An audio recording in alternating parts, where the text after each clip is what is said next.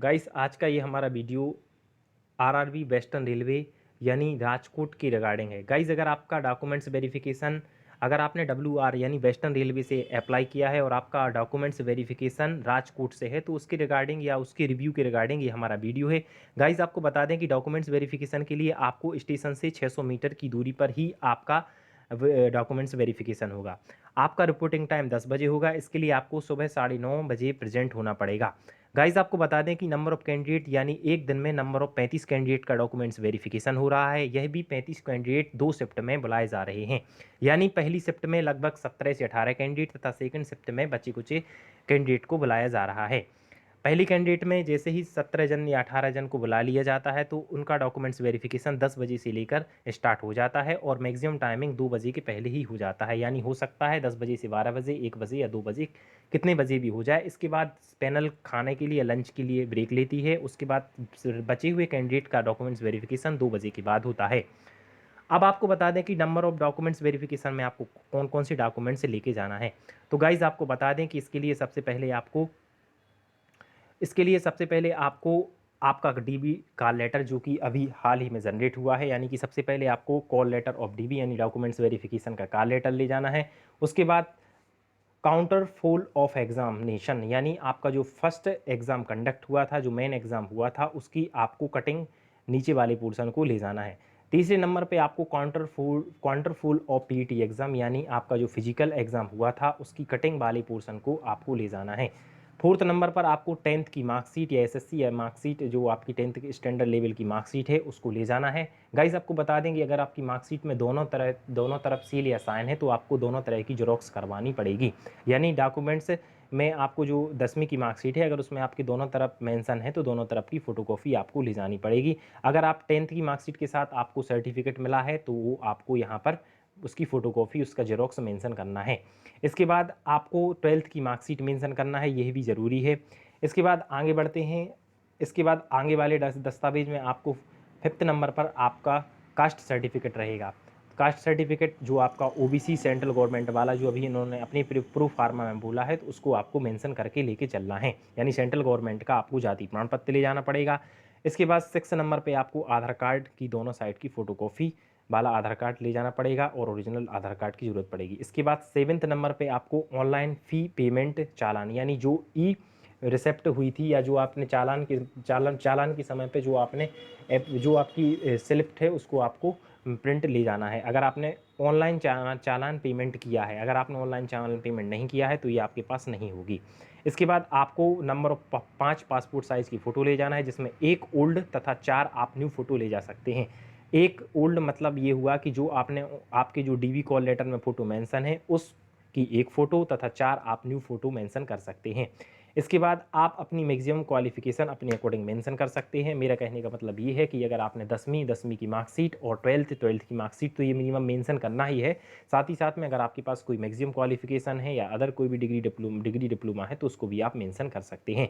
एक बार मैं पुनः डीबी के रिगार्डिंग आपको बता दूं कि ये नंबर ऑफ 2 सेट्स आपको बनाने हैं। सबसे पहले आपको डीबी का लेटर जो कि अभी हाल ही में जनरेट हुआ है, पहले स्टेज का कटिंग वाला पेपर, दूसरी स्टेज पीईटी की कटिंग वाले एडमिट कार्ड की फ़ोटोकॉपी, तीसरे नंबर पे आपको 10वीं की मार्कशीट अगर सर्टिफिकेट उसके साथ मिला है तो उसकी भी फ़ोटोकॉपी। इसके बाद 12th का मार्कशीट अगर उसके साथ सर्टिफिकेट 12th का मिला है तो उसकी फ़ोटोकॉपी।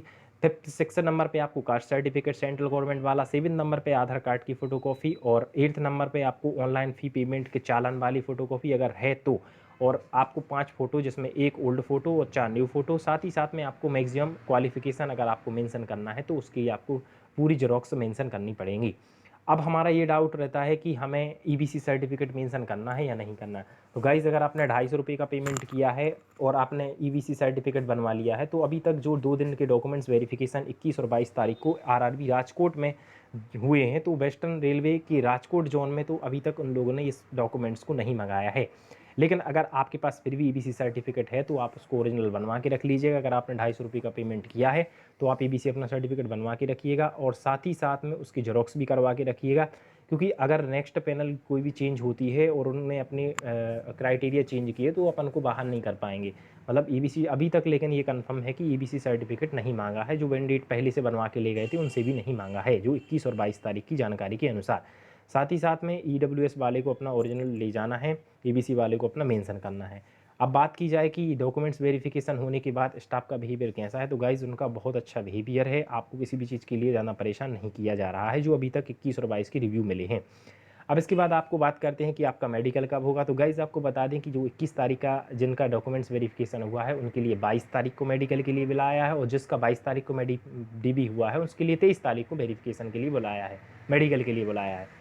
मतलब अगले दिन आपको मेडिकल के लिए बुलाया जाएगा। मेडिकल आपका राजकोट में ही होगा। मेडिकल आपके डॉक्यूमेंट्स वेरिफिकेशन से 100 मीटर जस्ट पास में ही आपको रेलवे का ही उसी जोन में हॉस्पिटल है, तो वहीं के वहीं आपको मूव करना है। इसके लिए आपको 24 रुपये का एक ऑनलाइन मेडिकल के लिए जो पेमेंट का स्लिप है वो कटवा के लाना पड़ेगा, और डीवी की जैसे ही आपका सक्सेसफुली कंडक्ट होता है तो आपको हॉस्पिटल में उसी दिन लेके जमा करना पड़ेगा, और अगले दिन जब जैसे ही आप प्रेजेंट होंगे तो आपको 10 बजे सुबह प्रेजेंट होना है।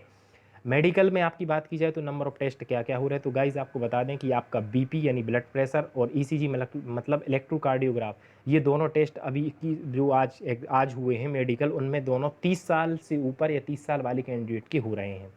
तो ये दोनों टेस्ट नहीं हुए हैं। इसके बाद यूरिन टेस्ट सबका हुआ है, एक्सरे टेस्ट सबका हुआ है, ब्लड टेस्ट सबका हुआ है, हाइड्रोसिल सबका हुआ है, पाइल्स सबका हुआ है, फ्लैट फुट किसी का नहीं हुआ है, वेट एंड हाइट किसी का नहीं हुआ है। लेकिन सबसे जो मोस्ट इंपॉर्टेंट, जो कि इसमें मेंशन नहीं है, तो गाइज आपको बता दें कि जो सबसे इम्पोर्टेंट है वह आपका आई टेस्ट है। आई टेस्ट का ही सबसे ज़्यादा इम्पोर्टेंस है, और ये ही टेस्ट सबसे ठीक ठाक हो रहा है। मतलब आपका urine test, X-ray test, CBC यानी कंप्लीट ब्लड टेस्ट जिसे हम ब्लड टेस्ट बोलते हैं, hydrocele test, piles test, flat foot test, ये टेस्ट, और eye test, eye vision most important है, ये महत्वपूर्ण टेस्ट है, ये सब टेस्ट कंडक्ट हो रहे हैं। गाइज़ अगर आप जब भी आरआरबी के राजकोट जोन में जाएंगे तो राजकोट जोन में आपको ये डॉक्यूमेंट्स हैं, ये डॉक्यूमेंट्स लेके जाना है। ये वहाँ के ही जब आपका डीबी होगा तब आपके डॉक्यूमेंट्स वेरिफिकेशन के लिए यहाँ पर आपको नोटिस बोर्ड में लगा मिलेगा। आप इसका स्क्रीनशॉट ले सकते हैं, और आपको इस स्क्रीनशॉट के अकॉर्डिंग ही ये डॉक्यूमेंट्स ले जाने हैं। और जैसे ही कल मेडिकल के रिगार्डिंग और मुझे कन्फर्मेशन मिलेगा तो मैं एक और न्यू वीडियो बनाऊंगा। तब तक आप हमारे साथ बने रहिएगा। साथ ही साथ अपने सभी दोस्तों के साथ इस वीडियो की जानकारी को शेयर कीजिएगा। अगर आप हमारे चैनल पर नए हैं तो चैनल को सब्सक्राइब कीजिएगा।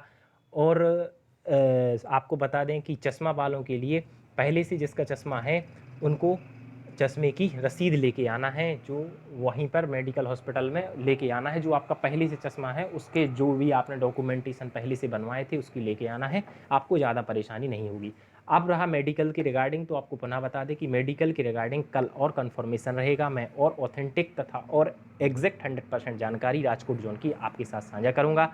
आप हमारे चैनल पर नए हैं तो चैनल को सब्सक्राइब कीजिएगा। यह जानकारी आप अपने सभी दोस्तों के साथ शेयर कीजिएगा। मिलते हैं कल। धन्यवाद। Thank you for watching my video.